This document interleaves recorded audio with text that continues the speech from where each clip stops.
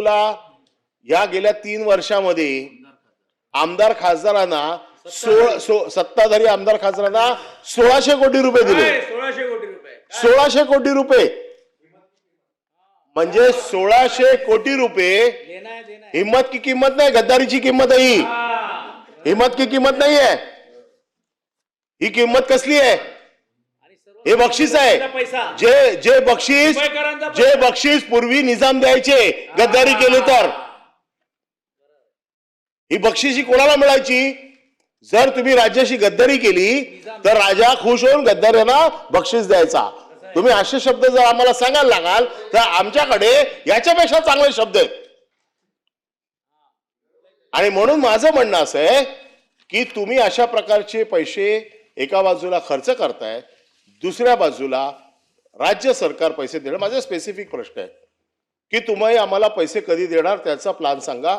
त्याचे time bound कधी तुम्ही आम्हाला पैसे देणार ते सांगा. ह्या पैशाचं दायित्व तुमच्या आमच्यामध्ये जर भांडण असेल मुंबई महानगरपालिका आणि राज्य सरकारमध्ये तर हे भांडण तुम्ही कधी सोडवून उरलेले पैसे तुम्ही किती दिवसात मुंबई महानगरपालिकेला देणार? सभापती महोदय, 2 महत्त्वाचे मुद्दे मी या ठिकाणी मांडले की शासनामध्ये आणि महानगरपालिकेमध्ये वाद आहे असं कुठेही मी रेकॉर्डवर आणलेलं नाही.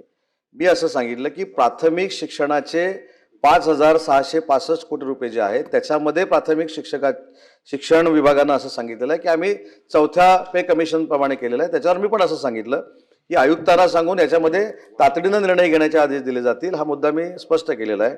दुसरी महत्त्वाची गोष्ट म्हणजे इथं आता हिम्मत की किंमत आणि गद्दारीवर विषय झाला.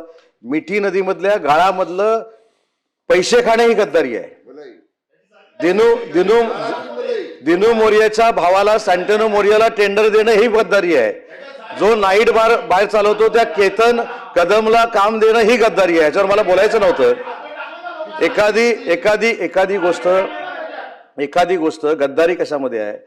लोकांनी दिलेल्या महसुलाच्या पैशामध्ये भ्रष्टाचार करणं ही गद्दारी आहे. करोनामध्ये खिचडीमध्ये भ्रष्टाचार करणं ही गद्दारी आहे. 400 ग्रॅमची खिचडी देतो म्हणून सांगून 250 ग्रॅमची खिचडी देणं ही गद्दारी आहे. त्याच्याबद्दल मला वैयक्तिक कोणावर टीका करायची नाही. पण माझी भूमिका अशी आहे, खिचडी खाणारे किती जेलमध्ये जाऊन आले हे तुम्हाला देखील माहिती आहे, मला देखील माहिती आहे. तर प्रमुखांवर बोलण्याची गरज नाही. मुद्दा असा आहे की आपल्याला मुंबईकरांना न्याय मिळवून द्यायचा आहे. आम्ही देखील आता 25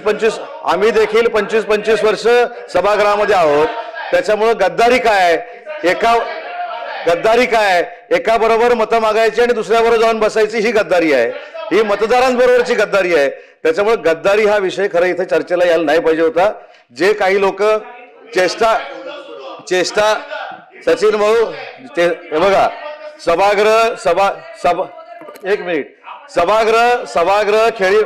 सभागृह खेळीमेळीच्या वातावरणात चालवायचं असतं. म्हणून जर मी हिम्मत की किंमत म्हटली असेल तर एवढं झोंबायचं कोणालाही गरज नव्हती. गद्दारी हा विषय आणायचा नव्हता. गद्दारीवर जर परिपाठ लिहायचा झाला तर मोठा आम्ही लिहू शकतो.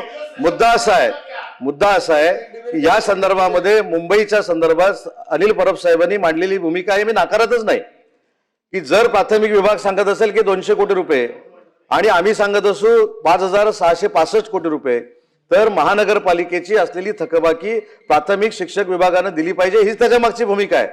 त्याच्यामध्ये दुसरं काही असू शकत नाही. त्याच्यामुळं माझं म्हणणं एवढंच आहे की ही मुंबईच्या हिताची लक्षवेधी आहे. मुंबईच्या सगळ्या विकासात्मक कामाला न्याय देणारी ही भूमिका आहे. आणि म्हणून मला असं वाटतं की आपण आता मिठी नदीवरचा विषय काढला की मिठी नदीला 2350 कोटी रुपये का दिले? आता मिठी नदीचं काम हे अनिल परब साहेब असताना देखील सुरू झालं नाही, मी देखील असताना सुरू झालं नाही. हे 2006 ला सुरू झालं. 2012 ते महानगरपालिकेने ट्रान्सफर केलं आणि ट्रकमध्ये ट्रॅक्टरमध्ये गाळ नसताना सुद्धा गाळ दाखवला गेला. हा काय उदय सामंत दाखवला का? ही खरी गद्दारी आहे. त्याच्यामुळे मला असं वाटतं की याच्यावर हे बोलूया ना. आणि म्हणून मी सांगितलं की अनिल परब साहेबांनी ज्या भावना मांडल्या तशा फक्त भावना मी मांडलेल्या आहेत. पण शासनाकडनं असलेली थकबाकी देणं हे क्रमप्राप्त आहे. भले आम्ही टप्प्याटप्प्यानं देऊ परंतु महानगरपालिकेला अजून आहे त्याच्यापेक्षा सक्षम करण्यासाठी महाराष्ट्र शासन कटिबद्ध आहे. अभ्यंकर. धन्यवाद सभापती महोदय.